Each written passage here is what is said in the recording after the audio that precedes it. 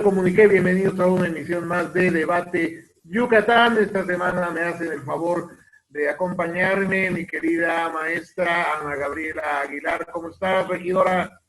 Bien, muy buenas noches a ti y a tu auditorio, a mis compañeros del panel, Chucho, Elmer, Eduardo, Chipi en los controles. Muy buenas noches. Empezamos la semana, empezamos ya no sé ni qué semana de coronavirus, pero empezamos esta semana de julio, ya, vámonos a lo que sigue, a darle. Buenos días, buenas noches. Vamos a darle. Y también me hace el favor de acompañarme mi queridísimo amigo, el regidor Jesús Pérez Vallote. ¿Cómo estás, Chucho? Muy buenas, Eduardo. Buenas noches a todas las personas que están viendo, a mis compañeros, Ana Gaby, Elmer, a ti. Pues aquí, dándole, preocupado por varias situaciones, por varios contextos que estamos viviendo. Pues vemos que no baja el tema del coronavirus en el estado, al contrario, vemos que va a la alza en el estado y a nivel nacional. Y pues ya se va a tener que habilitar el siglo XXI, que es lo último, ¿no?, que nos queda ya de espacio en camas, independientemente de la responsabilidad que tienen las clínicas federales para reconvertir algunas camas que tengan en camas para atender el COVID, ¿no? Pero preocupado porque ya llegamos a un punto en el que llegó un momento en el que pensamos que no íbamos a llegar, ¿no? Pero el presidente acaba de decir que vamos de bajada. El presidente Andrés Manuel acaba de declarar, desde ayer declaró, ¿no?, que ya iba de bajada la curva, que ya estábamos bien, ya estábamos saliendo de esto, de verdad. No, sí, vamos de bajada, pero vamos de bajada rumbo al precipicio, entonces... Tremendo, Sí, la verdad que muy peligroso, porque al final, con ese tipo de declaraciones, en el que todos podemos retornar a nuestras actividades cotidianas, porque ya vamos saliendo de esta, es grave. Sí es grave porque lo que deben de decir como autoridad, nosotros como sociedad, pues hacerlo nuestro definitivamente, pero como sociedad no podemos no podemos bajar la guardia, no podemos pensar que ya va de bajada. El virus está allá afuera esperando que haya, ¿no?, la forma de penetrar, de ingresar en los organismos y mucho cuidado. Tengo una gráfica que pude ver y es imposible porque al final está en el punto más alto, 317,000 casos, ¿no? A nivel nacional. Eso es el punto más alto, se ve clarito en la gráfica. Es el punto más alto que hemos tenido el 12 de julio. Y en el estado también. Entonces, no podemos decir que es que estamos en el punto más alto desde hace 4 semanas. No, a lo que voy, no. No, pero va subiendo, ¿no? Va subiendo. Pero va subiendo. Claro, o sea, ¿ves cómo tiene un comportamiento la gráfica? Pero tanto a nivel nacional como a nivel estado, estamos en la cantidad más alta de contagios, en el punto más alto de contagios. Tú quieres golpear a Andrés Manuel y a López Gatell. No. Es que ayer el presidente Andrés Manuel dijo que la pandemia va a la baja, que hay 23 estados en los que se ha perdido intensidad y hace una conferencia en su escritorio lo señala, y que todos podemos retornar a nuestras actividades. Entonces, espérate. Sí es cierto, por ejemplo, en Yucatán está la apertura de la ola 1, en la que ya hay más actividades, pero lo que hay que hacer es seguir promoviendo, seguir previniendo y diciendo, no hay ninguna actividad sin riesgo, ninguna actividad, aunque te quedes en tu casa también hay riesgo, pero hay más riesgos que otros. Y si hay la protección, y si hay la prevención, y si hay la higiene, que muchas veces lo hemos dicho aquí, sales alertado para no estar sin tapabocas, para no reunirte en fiestas, en reuniones, para no subirte a tu yate con muchas personas, para no acudir a casas que no son tu casa. O sea, sal y trabaja, sal y regresa, o sea, previene. Desafortunadamente, pues los hospitales... Bueno, ahorita le seguimos con el tema, ¿no? Déjame presentar y darle la bienvenida al consejero ciudadano del INAI, Elmer Rodríguez. ¿Cómo estás, mi querido Elmer? ¿Qué tal? Muy buenas noches, maestras, regidores, Eduardito, nuestro producer. Muy buenas noches al querido auditorio que nos está viendo. Ya con esto de que por diversas situaciones no he estado muy seguido, ya se estaban olvidando de mí, ya llevamos media hora de programa, ya estoy aquí yo esperando a que me presenten. No, ya ves, los espacios se ocupan, pero no queremos que se desocupen. Dicen en mi pueblo que el santo que no es visto no es venerado, ¿eh? Sí. Además, hoy solo te tocan 5 minutos efectivos para hablar, porque faltaste 2 programas, así que utilízalo bien y ya vas a tener que hacer.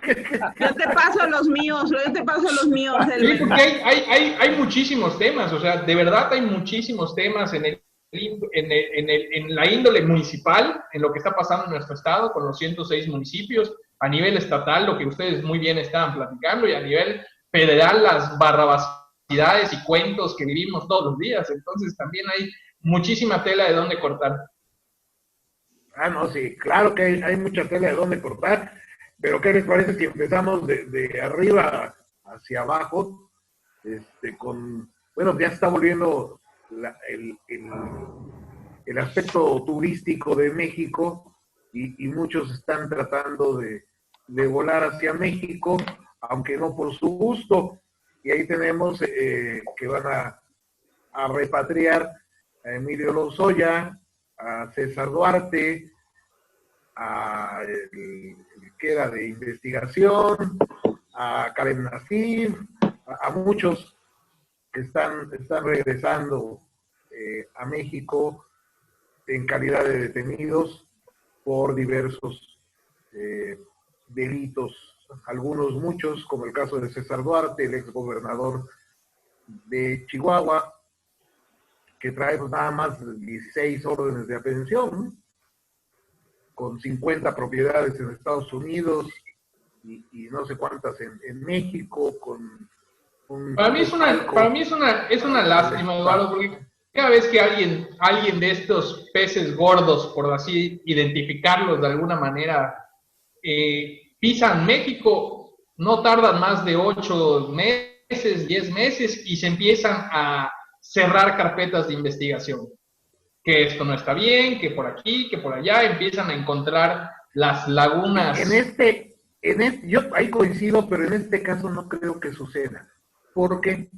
Porque aun cuando la Cancillería ha dicho que es un logro de la Fiscalía General de la República, la verdad es que estas 16 acusaciones son de la Fiscalía del Estado, no son de la Fiscalía Federal, son de la Fiscalía del Estado, y yo no creo que el actual gobernador Corral vaya a querer darle carpetazo a ninguna de estas. Yo creo que ahora sí lo va a perseguir, y bastante bien. ¿Tú qué opinas, Chucho? Es de tu partido, Corral, ¿no? Sí, y la verdad, yo creo que es un tema que es muy importante ver el seguimiento que se le vaya dando. Efectivamente, hay que ir viendo las cuestiones que se vayan llevando de índole estatal, y no dudo que también hay cuestiones que se tengan que llevar de índole federal. Entonces yo esto lo veo como una oportunidad, ¿no? en este país, para que se haga justicia, para que ciertos actos de corrupción no queden impunes, y para dar un ejemplo. Y yo creo que de la parte del gobierno estatal se ha llevado esto de una manera bien llevada, desde que se presentaron las denuncias hasta el seguimiento que se ha llevado en este momento, ¿no? Entonces, tanto en la parte estatal como en la parte federal, yo veo un área de oportunidad para mandar un mensaje a un país que está sumamente agraviado por estos actos y por estas cuestiones, ¿no? Realmente fue muy lamentable ver el saqueo que se hicieron en muchos estados de la República durante varios sexenios, y es muy triste ver cómo, desgraciadamente, pues al final, como decía Elmer, pues los presuntos responsables, que en gran parte eran exgobernadores, los terminan absolviendo, liberando por algunas lagunas legales o alguna cuestión, ¿no? Entonces yo creo que aquí hay una gran oportunidad con el tema de Duarte a nivel estatal, con el tema de Lozoya a nivel federal, de mandar este mensaje a todo el país, ¿no? De la clase política sobre todo.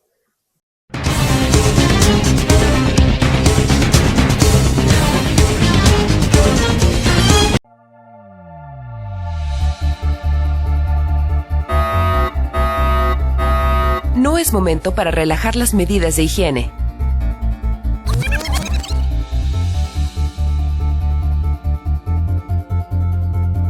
Recuerda usar tu cubrebocas de manera correcta, tapando nariz y boca, y seguir los protocolos sanitarios de cada establecimiento. No bajemos la guardia. Juntos transformemos Yucatán. Gobierno Estatal 2018-2024.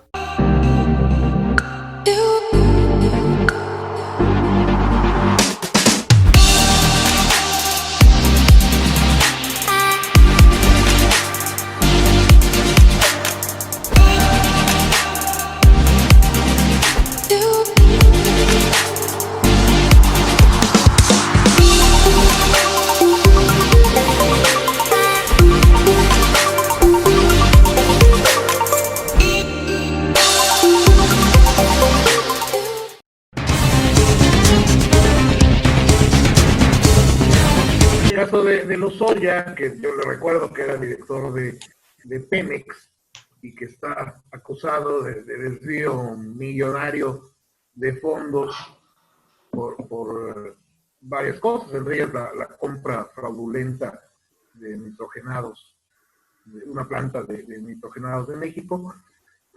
Y ahí me llama la atención que algunas asociaciones civiles están pidiendo que el juicio de Lozoya se haga abierto y se transmita por redes sociales para evitar precisamente lo que decía atinadamente Elmer, pues que esto se preste a suspicacias y a cosas así. Entonces a mí me parece muy bien que esto, bueno, se transparente, pero en contraste, mientras que a nivel federal se está buscando que se transparente un juicio, a nivel estatal, el INAI quiere hacer las cosas del oscurito, como si no fueran ya lo bastante opacos, y quiere hacer las cosas ahí en lo oscurito. Entonces, a ver, yo te voy a pedir, Elmer, tú que estás ahí, pues que nos platiques cómo está el asunto, porque yo no podía ni siquiera creerlo cuando me lo dijeron.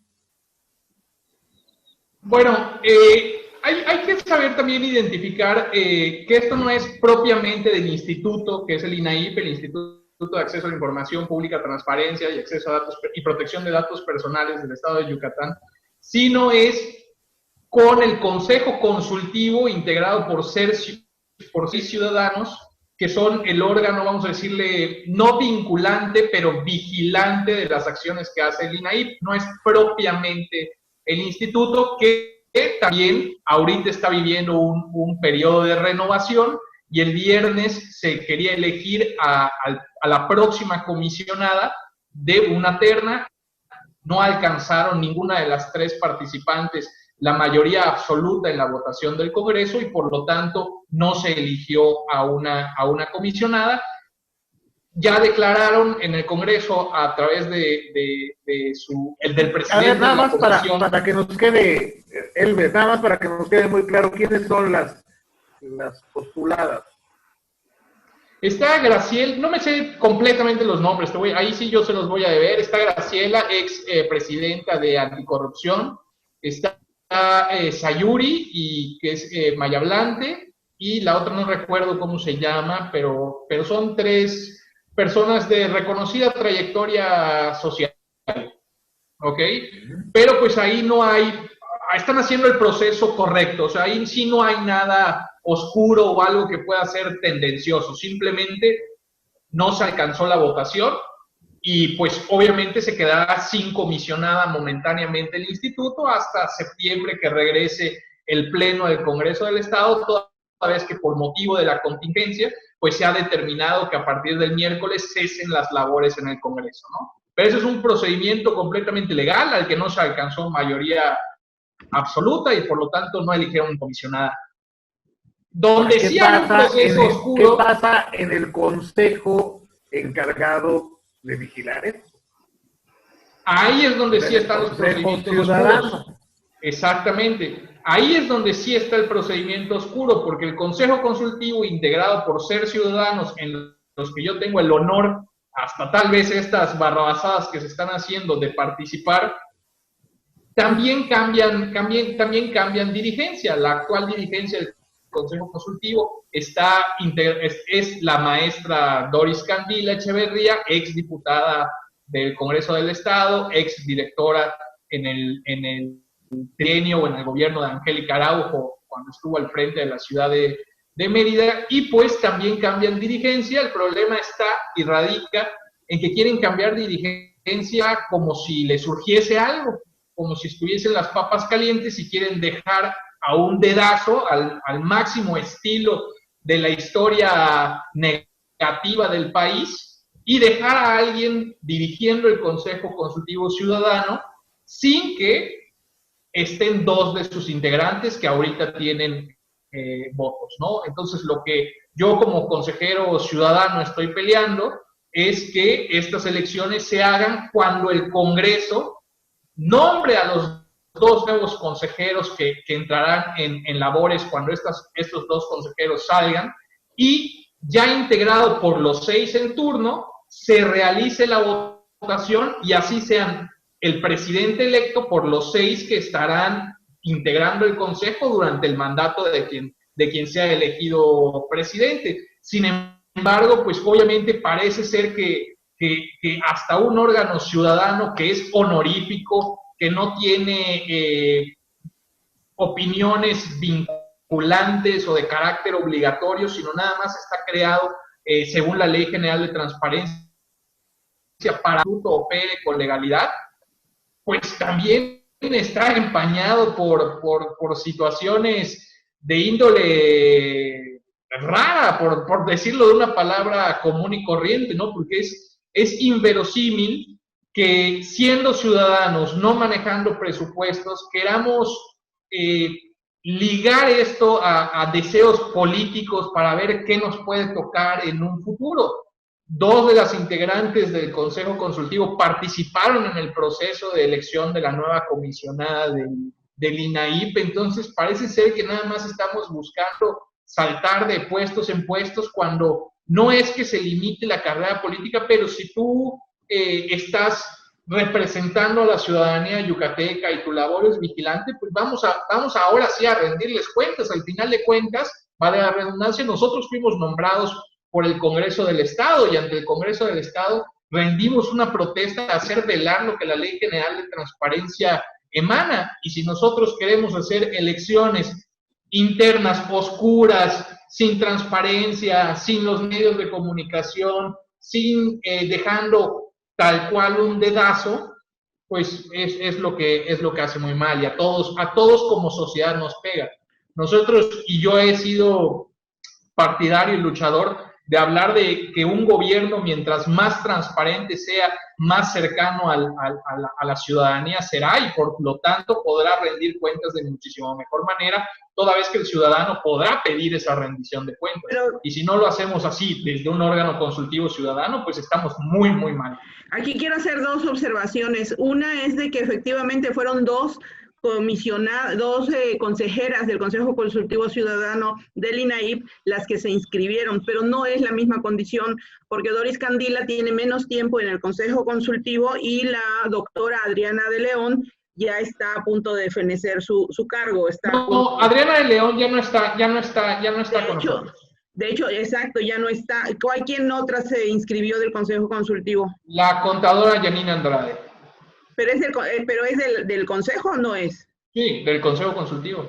Ah, bueno, porque aquí es esa la observación. Al final, Adriana de León formó parte del Adriana de León no tiene nada que ver con el Consejo Consultivo. Acaba de concluir. Y entonces... No, hace un año concluyó.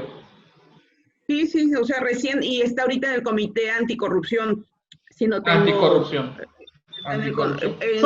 Bueno, Adriana de León, por ejemplo, es uno de esos casos... Adriana de León es uno de esos casos en donde un ciudadano está activamente vinculante con diferentes órganos y diferentes medios ciudadanos de rendición de cuentas. En asociaciones ahí no hay por qué. El problema está y radica en un órgano que no depende del INAIP, porque el INAIP no da, o sea, el Consejo Consultivo no depende, no maneja presupuestos, es honorífico, no tiene una dependencia directa, al revés, es un órgano creado para vigilar las acciones de un instituto, el máximo instituto de transparencia. Lo que más pide este país es transparencia, y que en este caso la presidenta pueda solapar actividades oscuras, actividades que van tendenciosas hacia el favoritismo por colores o idiosincrasias políticas, es lo que mancha el trabajo de absolutamente todos. Entonces, claro, no podemos nosotros como ciudadanos pararnos frente a esto, o sea, que al final quieran disponer y quieran nombrar a una persona antes de que entren los otros y se pueda hacer más democrático, ¿no? Pero oye, sí, Elmer, las dos personas... Sácame de una duda, Elmer. ¿Es cierto que querían hacer o quieren hacer esta votación en voto secreto? Sí.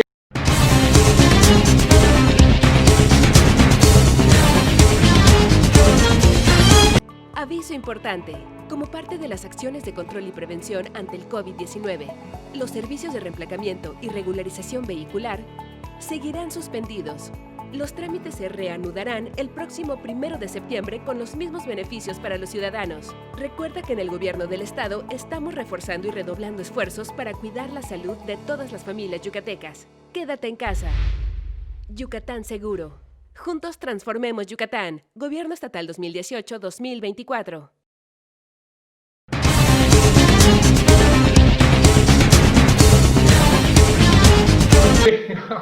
Bueno, otra de las barbaridades. Otra de las barbaridades, siendo un órgano, siendo un órgano ciudadano de transparencia, que no manejamos presupuesto, porque muchas de las votaciones, por ejemplo, en el Congreso, nosotros como consejeros consultivos fuimos elegidos por voto secreto de los diputados, pero porque están eligiendo y legalmente está normada esta situación.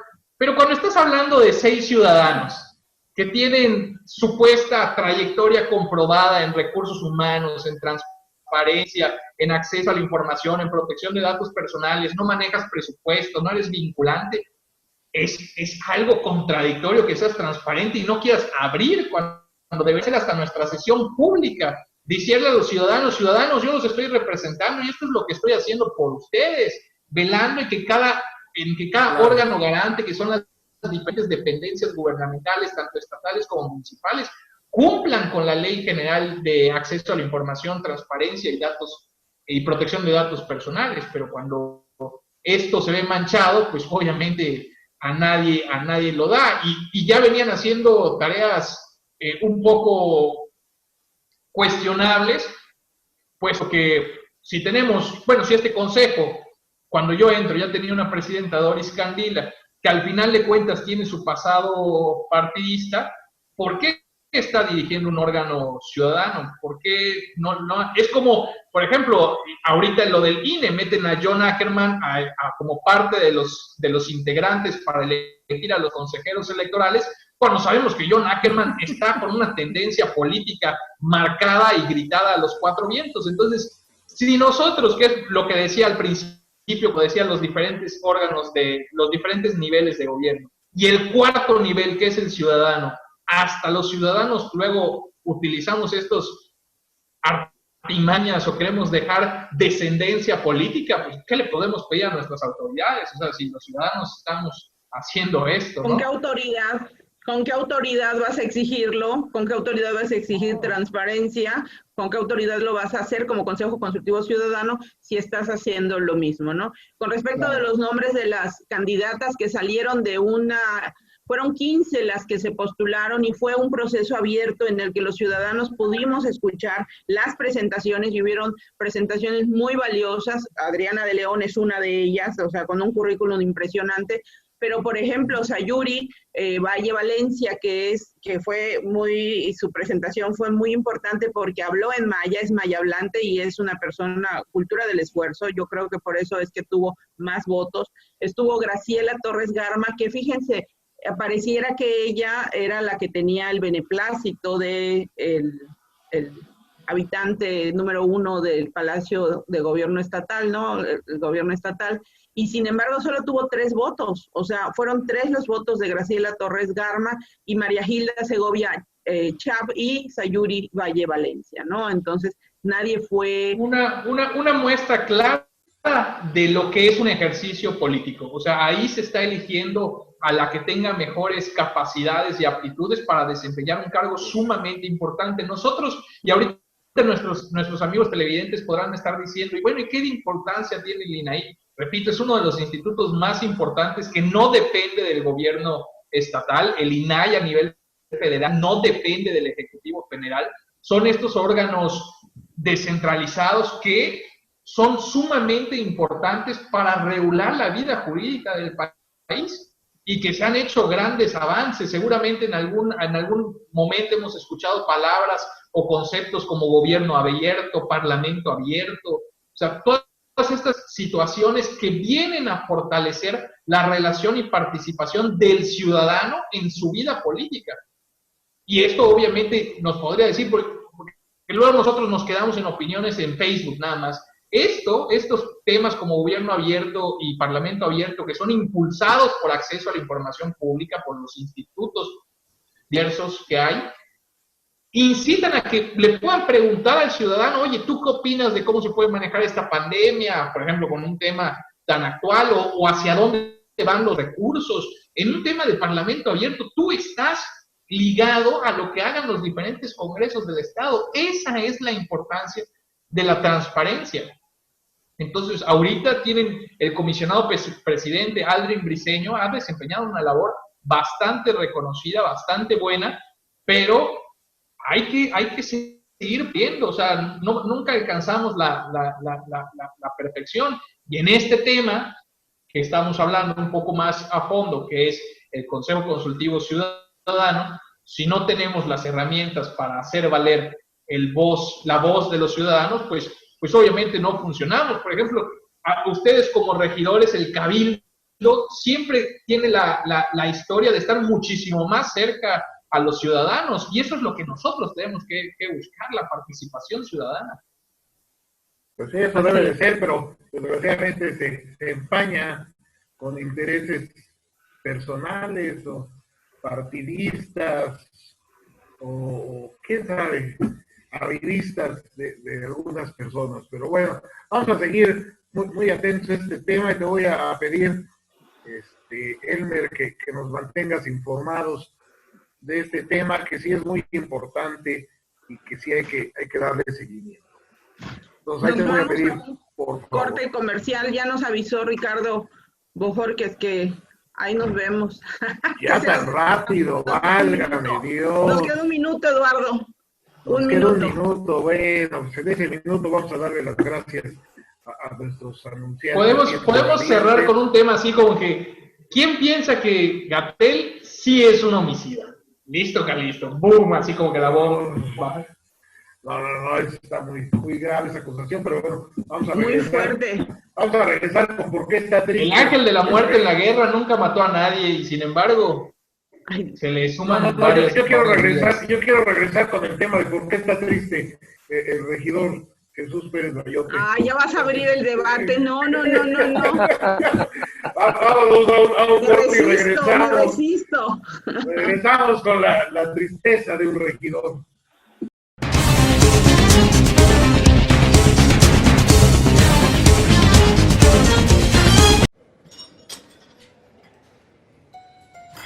Pero ponle pesos, Talón. Los García somos hombres. Estoy más fuerte yo y eso que me llevas como 6 años. ¿Vas a llorar? Es porque te gusta Diana, ¿verdad? Si quieres estar como yo, vas a tener que darle duro. Te gusta Diana, te gusta Diana, te gusta Diana. Pero a Diana le gustó yo.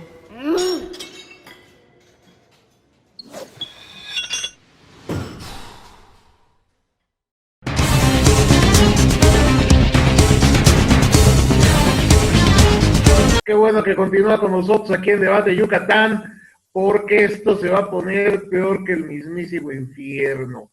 Así es de que, si puede, grábelo los 15 minutos más ardientes de Debate Yucatán. Vamos a ver primero, mándenos en redes, quien nos esté viendo por redes sociales, mándenos por qué cree que el regidor Jesús Pérez Bayote está triste. Entonces, pues empezamos contigo entonces, Chucho, para que nos digas por qué estás triste. No solo es triste, Eduardo, triste y preocupado sobre todo. El día sábado, ¿no? Fue el sábado, viernes o sábado, se dio en el Congreso la discusión de los empréstitos, de los créditos solicitados por algunos municipios, entre ellos el municipio de Mérida.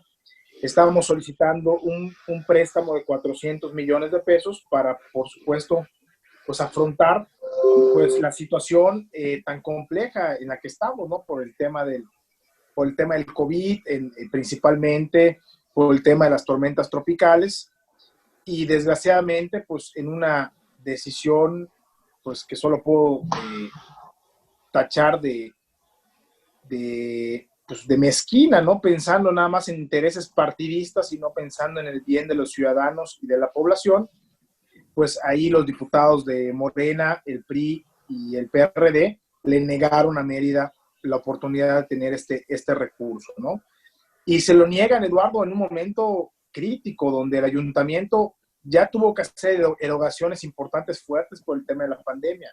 Cuando viene el tema de la pandemia, el ayuntamiento tiene que tomar medidas y ya gastó del presupuesto en algo que no tenía proyectado, más de 220 millones de pesos entre las medidas de cuestiones de prevención y entre los programas de apoyo que se están dando.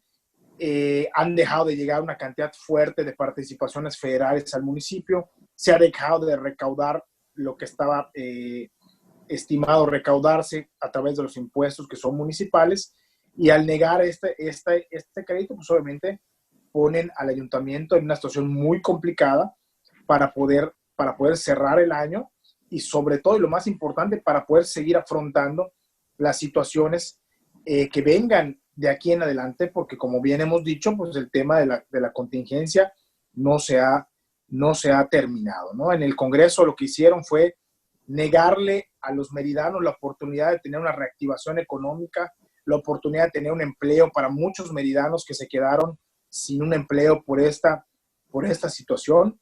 La verdad es muy triste, muy lamentable, porque los que tuvimos la oportunidad de escuchar las discusiones, pues no habían argumentos, ¿no? Bien lo dijeron los diputados del PAN, no habían argumentos ni jurídicos, ni presupuestales, fue más bien un tema político, y qué complicado, ¿no? Que en estos momentos, cuando realmente los ciudadanos necesitan de sus diputados, pues que por temas políticos o partidistas no se tomen las decisiones, no se tomen las decisiones correctas y pongan a los gobiernos en jaque, es sumamente delicado, porque vuelvo a lo mismo, Eduardo, estamos todavía en medio de una contingencia y estamos hablando de la salud de las personas, estamos hablando de la vida de las personas, estamos hablando del empleo de las personas. A ver, pero el tema de salud de las personas, mi querido Chucho, el que está encargado de este tema es el gobierno federal con las clínicas federales y el gobierno estatal con la apertura, que por cierto, muchas gracias, señor Mauricio Vila, que ya se abrió hoy, empezaron a trasladar a los enfermos convalecientes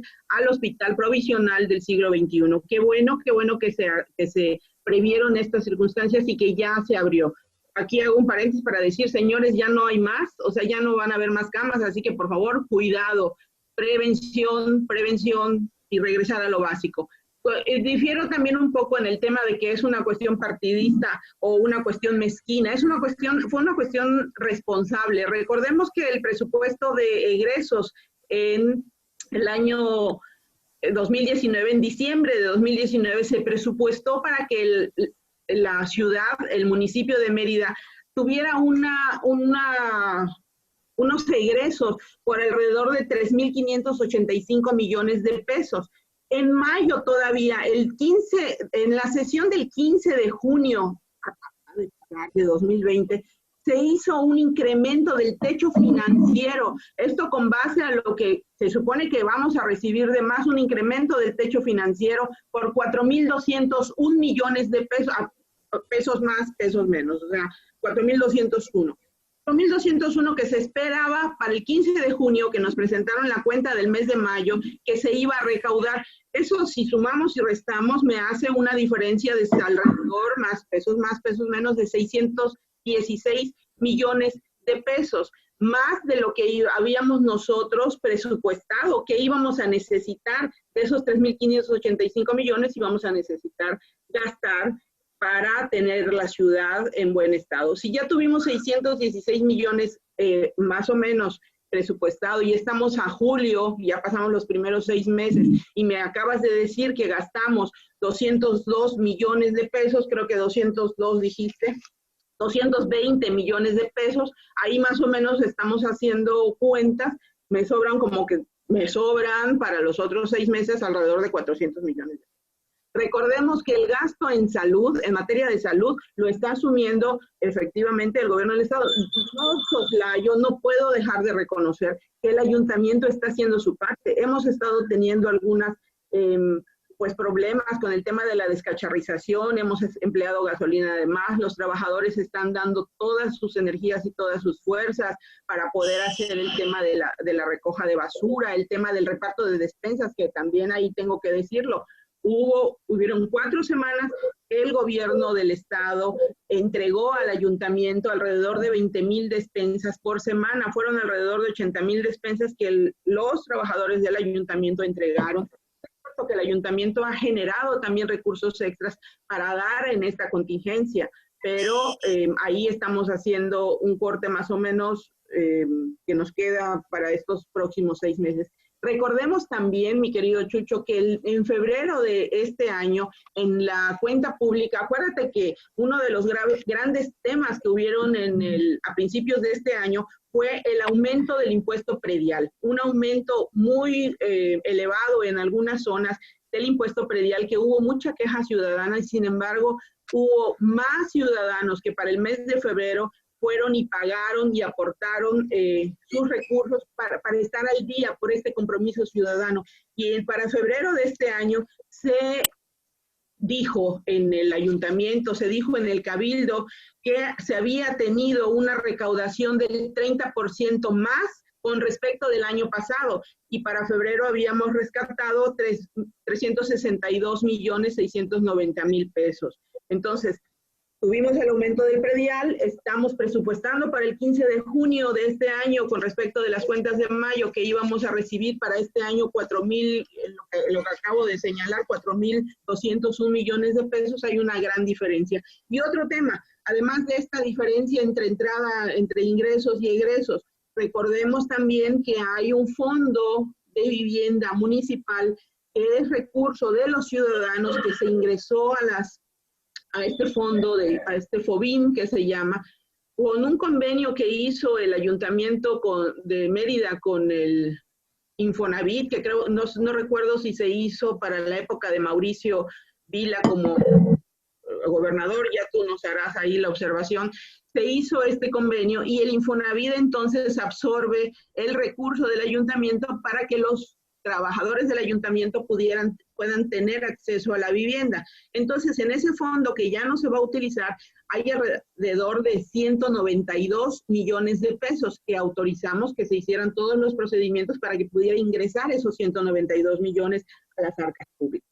Y esos 192 millones hemos platicado que va a ser para obra pública, Chucho. Lo hemos dicho en el ayuntamiento y pedimos que eso sea para obra pública y para hacer mejor. Incluso se hizo un evento en el que dijimos que iba a ser para 10 calles.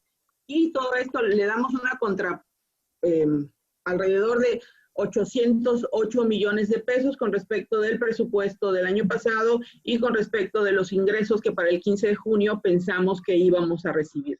Aquí lo único con lo que yo termino, mi querido Eduardo, Chucho y Elmer, es que definitivamente cada mes hemos nosotros señalado el tema de la austeridad de los recursos. Antes de que viniera este tema de la solicitud del préstamo, pasaron al pleno del Cabildo el otorgamiento de subsidio del carnaval de alrededor de 30,734,966 pesos, 30 millones. Y ya se le había dado el año pasado 4.750.000 pesos. Todavía nos falta al final del año el corte para ver cuánto costó al recurso de los ciudadanos y las ciudadanas de Mérida este tema del carnaval. Y así hemos estado nosotros teniendo varios gastos que mes a mes nosotros señalamos que es un gasto sumamente excesivo, como tiene que ver con los outsourcing, que al mes gastamos alrededor de 19 millones de pesos, los servicios profesionales, independientemente de la nómina que entiendo que se tiene que pagar, 1.215 millones de pesos al año está presupuestado la nómina, pero en servicios profesionales gastamos al mes 19 millones de pesos alrededor. En comunicación social también gastamos alrededor de 13 millones. Entonces, me da mucho gusto y tengo que reconocer que, bueno, ahora para la sesión del miércoles, que por cierto yo creo que ya no voy a discutir porque estoy discutiendo aquí, se hizo una buena discusión. Para la sesión del miércoles ya se va a autorizar por parte del Cabildo la modificación del Plan Municipal de Desarrollo para hacer, reorientar el gasto público para ver qué es lo que urge con respecto de esta pandemia. Definitivamente estamos a mitad de año, hay que ver sin tanto numerito, o sea, ¿cuánto entró? ¿Cuánto pensaste que iba a entrar? ¿Por qué me hiciste la modificación del 15 de junio? Por 4.200 millones de pesos. Entonces, sumas y restas sencillas. Aquí tengo que con respecto del año pasado, el presupuesto que se hizo para 2020, tenemos una diferencia de alrededor de 616 millones, sin tomar en cuenta los 192 que va a entrar por el COVID. El Congreso lo que hizo en su soberanía fue una decisión responsable de no endeudar a los ciudadanos por el doble de la cantidad que se iba a prestar. Íbamos a terminar pagando más de 800 millones de pesos por varios años. Y bueno, no fue y ni siquiera fue una votación muy complicada, porque tuvieron, para eso se necesitaba una mayoría absoluta, y tuvieron, creo que 13 votos, ¿no? Algo así, creo que tuvieron 13 votos. A mí, yo ni sabía que iban a pasarlo, al final son los diputados que ejercieron su derecho al voto, y se me hace mezquino que digan que es una mezquindad, porque al final ejercieron su soberanía, su libertad de pensamiento, su libertad de ideas, como sucede en cada uno de estos órganos libres y soberanos de cada uno de estos poderes del Estado. ¿Es cuánto? El tema aquí, Eduardo, el tema es ese, que no hay argumentos. No hay argumentos para negarle, no hay argumentos para negarle al municipio los recursos que se necesitan. El municipio no tiene cero deuda, no tenemos nada de deuda en este momento. O sea, no habían argumentos financieros que a diferencia de otros momentos nos pudieran haber llevado a esta decisión. Fue más bien un tema político, porque ahí la compañera, o sea, un tema de salud, por supuesto que, o sea, no es nuestra responsabilidad la salud, nada más que nosotros. No dije que no es nuestra responsabilidad. No. Pero de nosotros dependen 6,000 empleados. El grueso de la salud es del gobierno del Estado, sin empleados, soslayar que el ayuntamiento ha tenido su injerencia y su apoyo en salud definitivo. Preventivos, todos los temas de sanitización. Recordemos que atendemos a miles de ciudadanos en las diferentes áreas del ayuntamiento. Eso cuesta 200,000 personas en el día. Pero dijiste que se gastaron 220 millones. 222 millones de pesos se gastaron entre cuestiones de salud y los programas de apoyo que dimos en el ayuntamiento. Y en el programa de apoyo de Micromercho solo fueron 5 millones de pesos que se dieron. En todo, pero recuerda que hubo varios fondos. El punto es, Eduardo, para que estemos más a detalle. Nosotros teníamos un presupuesto, no sabíamos que iba a pasar la contingencia, viene la contingencia, y de ese presupuesto, al día de hoy, tuvimos aproximadamente 500 millones de pesos menos, ¿ok? Que no estaba contemplado que se iban a necesitar para una serie de cosas que ya hablé, el tema de los programas y todos los temas que se hicieron por la contingencia, lo que dejamos de recibir por derechos municipales y lo que dejamos de recibir por participaciones federales. Tú tenías un plan y tienes 500 millones de pesos menos, ¿ok? Y por eso se decidió pedir un préstamo de 400 millones para poder tapar y cubrir ese boquete financiero que se quedó ahí. Y esos 400 millones, pues obviamente, pues pasó lo que pasó y no se nos autorizaron, ¿no? Y acá hay algo importante igual que tenemos que tener en cuenta. Entendamos que el presupuesto del ayuntamiento, gran parte de ese presupuesto ya tiene un destino. No es como que, yo tengo 4,000 millones y vamos a ver en qué lo vamos a gastar mañana. Ese fue el error que cometió el PRI cuando administró Mérida en la administración de Angélica Araujo. Hay cosas que están fijas. Y te voy a poner unos datos claros, Eduardo. El tema de los servicios públicos. El 32% del presupuesto se va en mantenimiento de la ciudad. Eso es intocable. Cuando lo tocan y se comete ese error es cuando pasan las cosas que han pasado y hemos visto como que pasó, por ejemplo, en el caso de Angélica Araujo. La nómina es intocable, ¿ok? Entonces, solo ahí, entre servicios públicos, la nómina, ya tienen más del 50% del presupuesto. Entonces, no puedes agarrar todo el presupuesto. Quiero decirte algo muy importante. Antes de todo esto que estamos hablando y de la decisión de tomar el préstamo, se hicieron todos los reajustes presupuestales para ir generando ahorros en todas las áreas. ¿Para qué? Para que obviamente fuera menos el impacto que vayamos a tener en estas cuestiones. Y ahí se ahorraron alrededor de 378 millones de pesos. El punto es, el ayuntamiento ha sido muy responsable en el tema de las finanzas. Siempre nos han catalogado, tenemos una excelente calificación crediticia, hemos sido ejemplo a nivel nacional en objetivo en base a resultados por el buen manejo de las finanzas. Atravesamos una crisis que fue el tema del COVID, se actuó responsablemente y se gastó el dinero en cosas importantes, se invirtió el dinero en cosas importantes para frenar el tema de la contingencia, ¿ok? Y desgraciadamente hoy que se pide este apoyo al Congreso, que se autorice este crédito, pues no se cuenta con ese recurso. Entonces imagínate que de repente de tu presupuesto una parte se invierta en una familia, ¿no? Una familia tiene un presupuesto que es de los sueldos de las personas y de repente por una contingencia médica, alrededor del 20% de tu presupuesto, pues lo tengas que invertir en eso. Obviamente eso te va a generar un boquete que no vas a poder cumplir con una serie de compromisos y para eso se estaba pidiendo este recurso. Pero ahí el tema es ese. El tema pero es como una familia, que todavía... Si en una familia Este recurso, ¿para qué iba etiquetado? Tú en una familia considerabas para este año hacer una fiesta de 15 años para tu hija, ibas a gastar allá millones, o ibas a construir un nuevo piso en tu habitación, ya tienes sala, comedor, cocina, baño, pero ibas a hacer una piscina, o ibas a hacer los 15 años de tu hija, como unos monumentos, por ejemplo, en el caso de la ciudad, unos monumentos en las glorietas en las que íbamos a gastar 13 millones de pesos, por ejemplo, o vamos a gastar, no lo sé. Entonces dices, bueno, como casa voy a dejar de gastar en estas cosas que no son tan necesarias, tan urgentes, y vamos a revisar cuánto tengo, cuánto voy a dejar de recibir y reorientar el gasto en lo más elemental y en lo más necesario. ¿Qué es lo que se está haciendo? ¿Qué es lo que se está haciendo? El problema, Ana Gaby, es que estás hablando de una situación de bonanza. Estás hablando de unos 15 años. Es que tú me estás diciendo. Estás hablando de unos 15 años y de una construcción. Es que tú me estás diciendo ahorita que tenemos... No. El símil de las familias es que hoy estamos viviendo una situación crítica donde entonces, si una parte, alguien se enferma, obviamente dejas de tener un recurso y obviamente vas a dejar de cumplir una serie de compromisos. A eso iba el ejemplo. Exacto, ¿qué es lo que se propone que haga el ayuntamiento? Que no deje de cumplir servicios generales, que no deje de cumplir sueldos y salarios para todos nuestros empleados, definitivo. Y pero ya se también, hizo. Pero pues es ya que se hizo, nada más que desgraciadamente, obviamente, pues se atraviesa esta situación, esto genera una serie de gastos, esto genera que dejemos de ingresar cosas una cantidad de dinero que normalmente ingresaba, y obviamente eso te genera pues que tengas que hacer recortes administrativos para ver cómo salir adelante, pero llega un punto en el que no puedes, y eso es lo importante. Y contestando lo que decía Elmer, ahí el tema,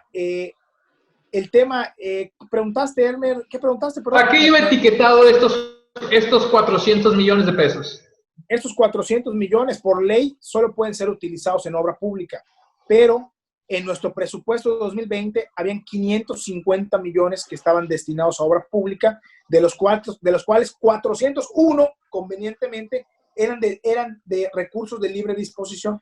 Ya me entendiste que fue lo que se utilizó obviamente en todo lo que se tuvo que hacer por el tema de la contingencia. Entonces, ese recurso son 400 millones de pesos que iban a ser para obra pública, que obviamente ayuda en el tema de la reactivación económica y ayuda en la generación de empleos, que ahorita pues, obviamente se estiman alrededor de 6,000 empleos que se iban a generar con este recurso, y que obviamente pues ya no se va a contar con ellos.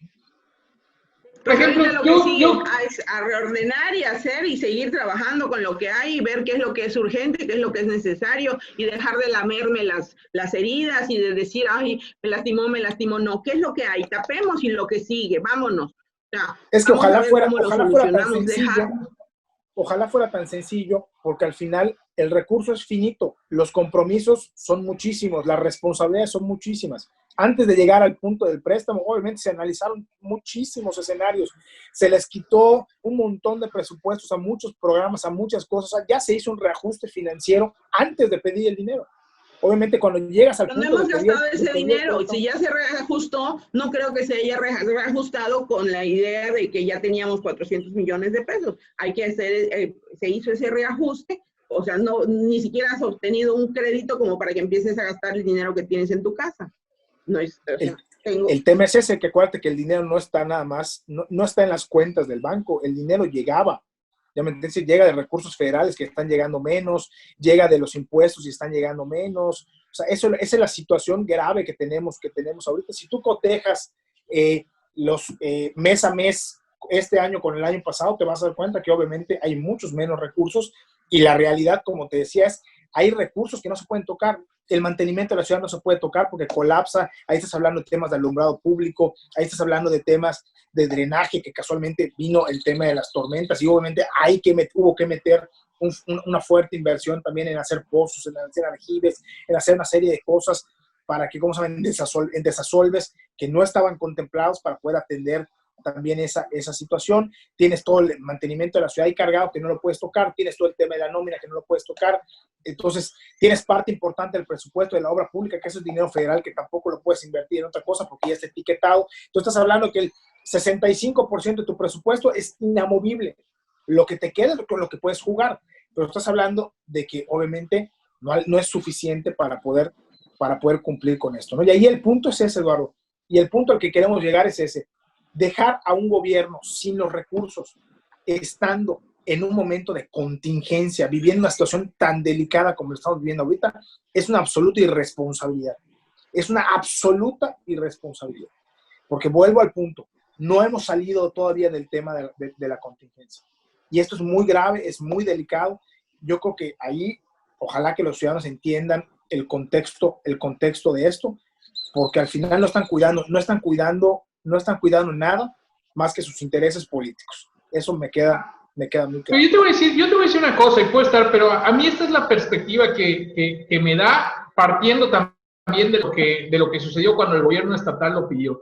Cuando a mí me dicen, estoy pidiendo un préstamo para endeudarme en obra pública, si yo estoy viendo que no pueden salir, porque estoy nada más aguantando con alfileres el no decretado otra vez semáforo rojo, y estoy pidiendo dinero para obra pública, pues obviamente si no van a poder salir, pues ese dinero para obra pública que va a venir etiquetado no se va a poder utilizar, porque aunque me sirva para generar 6,000 empleos que solo podrán ser tomados por personas que sepan obra, o sea, que sepan trabajar en una obra, al final de cuentas no se van a poder realizar. Entonces deberíamos de estar versando sobre otros temas más importantes, como pueden ser otro tipo de reactivación económica que sí tenga un impulso en dinero circulante hacia toda la economía municipal y no hacia un sector de la economía, porque yo entiendo que es que para obra pública hay que contratar a los camiones que se rentan, al albañil, al de la cementera, al de la bloquera, al de las vigas, al de la tornillería, pero es un mismo sector, es una misma rama industrial, no están moviendo dinero circulante alrededor. Sí, que con ese dinero esa persona va al súper y el súper se activa. Bueno, ya vimos que eso no sirve. Acuérdate, la economía es circular y ahí no es que yo lo crea, ahí todos los países del mundo están invirtiendo en obra pública. Sí, yo creo que la economía es circular, yo comparto eso, sí. Y los economistas más destacados del mundo lo que te recomiendan en estos momentos de crisis es que se reactive la economía a través de programas de obra pública, que el gobierno gaste para que obviamente pueda empezar a circular de nuevo la economía, porque es un círculo. Como tú decías, sí, efectivamente, es un sector, pero es uno de los sectores más grandes y más importantes que tenemos en la economía y obviamente eso le pega a muchos otros sectores que vienen directamente relacionados y al generar empleo, obviamente estás generando consumo y estás generando una serie de cuestiones para que puedan ir reactivando la economía. Eso no te lo digo yo, eso te lo dicen los economistas más expertos en el mundo, y eso es lo que están haciendo otros países en el mundo para reactivar el tema económico, que no olvidemos que solo en el estado de Yucatán ya llevamos alrededor de 100,000 empleos perdidos, ¿ok? Por el tema de la contingencia. Y los que no se cuentan, estos números alegres que dan también en todas partes, ¿no? Creo que ya nos están diciendo que ya excedimos el programa, conductor Eduardo, pero está tan bueno el tema que damos media hora más al aire. Yo no sé usted, pero yo sí me entretuve aquí, ¿verdad? Bueno, pues yo espero nada más que en la sesión del Cabildo pues logren encontrar una fórmula para no afectar a los ciudadanos y que pues, esto no sea pretexto para afectar a los ciudadanos y además pues que todos los ciudadanos también pongamos de nuestra parte. Pero bueno, gracias maestra, gracias Chucho, gracias Elmer. Ya escuchó usted cuáles son las opiniones de nuestros panelistas. Como siempre yo les recuerdo que la opinión más importante, la que cuenta, es la suya. Yo soy Eduardo Soria y esto fue Debate Yucatán. Que tengan muy buenas noches. Buenas noches, buenas noches.